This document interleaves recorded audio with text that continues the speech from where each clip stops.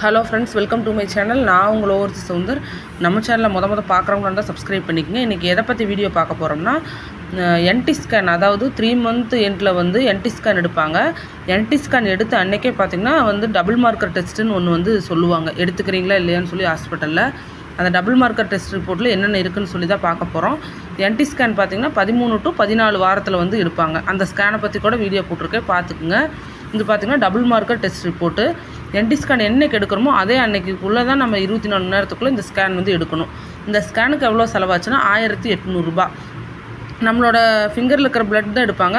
இந்த மாதிரி ஒரு பேப்பர், அதில் வந்து இப்படி ட்ரைடாக காய வச்ச மாதிரி பிளட்டு, அதில் தான் வந்து டெஸ்ட் பண்ணுவாங்க பாருங்கள்.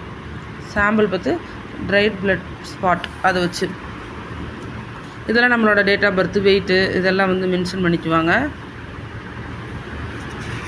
ஃபுல்லாக நம்மளோட இடிடி அந்த மாதிரி இருக்கும் ஃபஸ்ட் பேஜில்.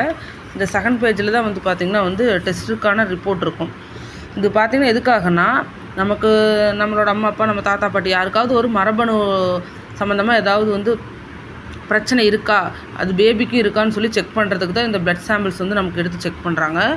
இது வந்து எதுவுமே நம்ம இல்லை, இதெல்லாம் நமக்கு இன்னும் புரியலை அப்படின்னா கீழே நம்ம பார்த்துக்கலாம். லாஸ்ட்டாக ஸ்க்ரீனிங் டெஸ்ட் இஸ் நெகட்டிவ்னு போட்டாலே நம்ம பேபிக்கு வந்து எந்த ஒரு மரபணு குறைபாடு இல்லைன்னு அர்த்தம். இதில் வந்து டெஸ்ட் நேம் பார்த்திங்கன்னா ஹெச்சிஜிபி பாப்பா என்டினா நமக்கு வந்து அந்த 3 மந்த் அந்த ஸ்கேனில் எடுக்கிறாங்களா, அந்த என்டி வேல்யூ எவ்வளோ இருக்குன்னு சொல்லி மென்ஷன் பண்ணியிருக்காங்க. 1 mm இருந்தால் பிரச்சனை இல்லை, மூளை வளர்ச்சி சம்மந்தமாக எந்த குறைபாடு இல்லைன்னு தான் அர்த்தம்.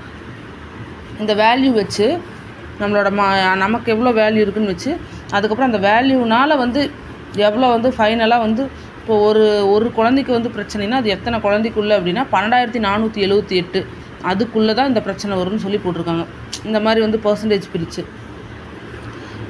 கடைசியாக பார்த்திங்கன்னா நெகட்டிவ் டவுன் சிண்ட்ரோமுக்கான வாய்ப்பு எவ்வளோ இருக்குன்னா ப்ரெக்னன்சிக்கு 12478 பேத்தில் ஒருத்தருக்கு தான் வர பிரச்சனை இருக்குதுன்னு சொல்லி போட்டிருக்காங்க. இந்த ரிப்போர்ட் படி பார்த்தா ஸ்க்ரீனிங் டெஸ்ட் இஸ் நெகட்டிவ்.